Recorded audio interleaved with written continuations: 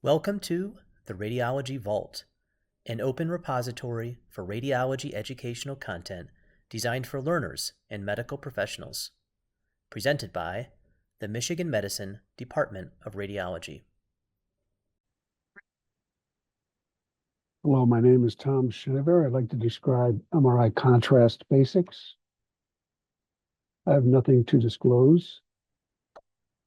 My objective is to provide an intuitive understanding of tissue properties T1 and T2 and the rationale behind our sequences of acquisition parameters TR and TE and TI.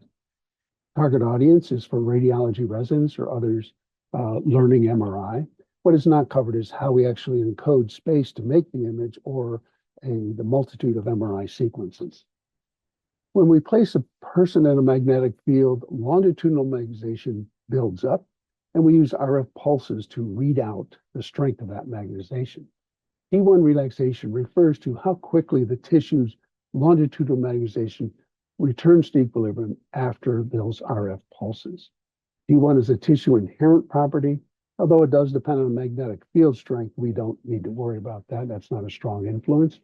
T1 is altered by disease, and I recommend you think of T1 as the signal recovery time. So if this is the magnetization at equilibrium in a slice through the brain, after a 90-degree pulse, there is no longitudinal magnetization, but it does recover with time. And you can visualize that recovery pretty much actual real time here. After about 5 to 10 seconds or so, that magnetization does return back to equilibrium. Now, we use the RF pulses and the rate of those RF pulses, and we have many RF pulses used to make the image. And by controlling the repetition time of those RF pulses, we can elicit different contrasts between the tissues that recover quickly versus those that don't recover so quickly. Short TR, for example, would accentuate the T1 differences between tissues based on the recovery time. So if we have a short repetition time, the signal in the brain, in this example, would really not recover very much, because we have a rapid repetition time. Or we go with a long repetition time, a long TR, more contrast or more signal does grow with time. And the contrast is quite a bit different by allowing those tissues to recover for a longer interval of time. Well, it turns out that the longitudinal magnetization is not directly measurable. We need another process. We have to convert the longitudinal magnetization, which is actually really like a potential signal. It's not signal itself. We have to convert it into the transverse plane, transverse magnetization, which is measurable. That 90-degree pulse does that conversion between longitudinal and transverse, and then it's measurable after a short delay.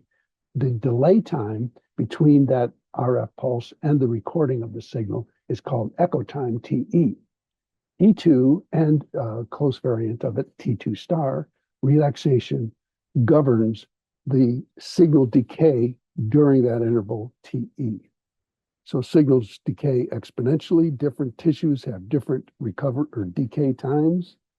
Tissue or T2 is a tissue inherent property, and it is altered by disease.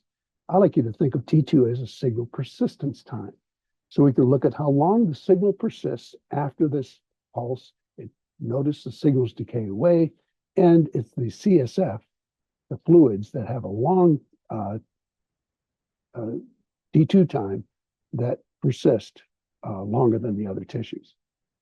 So keep in mind that the longitudinal magnetization, which is the potential signal just prior to that conversion, is the starting point for the T2 decay process. So it's shown here.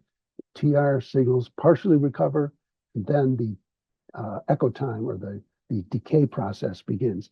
These are quite different time scales, much shorter time scales for TE compared to TR. So shown in this example of a TR of 800 milliseconds, signal decays very quickly. It's hard to see, so let me window level a little bit better so you can see the process. But signals do decay down into the noise.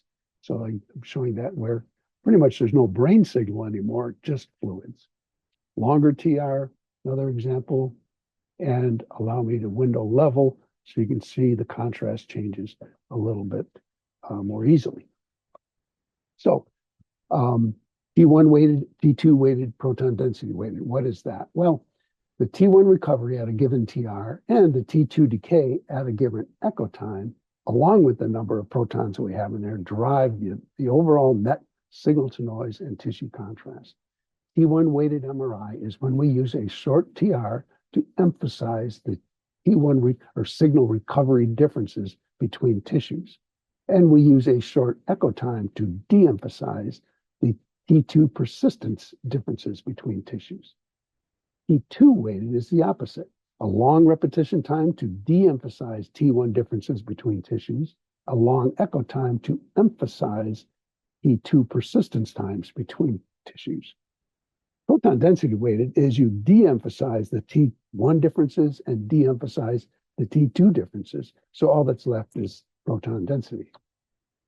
Keep in mind the T1 and T2 weighted images are not maps of the actual T1 and T2 values. So sample protocols for a class of sequences called spin echo. I'm showing you the timing here. I've been simulating these contrasts, but here's the actual T1 weighted image. Likewise, T2 weighted images and proton density weighted images. Now, we have this additional important sequence, inversion recovery, that I'd like to bring up. It's when we start a sequence with an inversion pulse. We completely invert the longitudinal megazation. What that does is it doubles the amount of distance or evolution difference between the towards recovery of the longitudinal megazation. And during that interval, we have really good, strong T1 contrast. So inversion recovery is often used to amplify T1 differences between tissues. Regular regular T1 weighted image and this class of sequences that I haven't really defined, but gradient echo, where we have really good gray-white differences. It can also be used, remember I called the longitudinal megazation really as potential signal. Well, there are instances where, for example, this fat, which has a really short T1 time, it's crossing through zero, so it has zero potential signal. It's a way to erase fat signal, and that's called a stir imaging sequence, where we use a really short TI time to greatly attenuate the fat signal, or a longer TI time, here 2.8 seconds, to catch CSF just crossing through zero, so it has zero potential signal, to erase the CSF signal, and that's called flare. So in summary, T1 and T2 are tissue inherent properties. T1, think of it as T1 recovery time and T2 signal persistence time. It may help you understand basic contrast control. We use acquisition parameters, TR, TE, TI, to control the contrast. And T1, for a given tissue, the T1 and T2 tend to be correlated, but have an opposite effect on the signal strength. So to disentangle that effect, we use T1 weighting and T2 weighting by controlling our machine parameters, TR and TE. Keep in mind the T1 weighted image and the T2 weighted images are not maps of the actual T1 and T2 values. Thank you for your attention.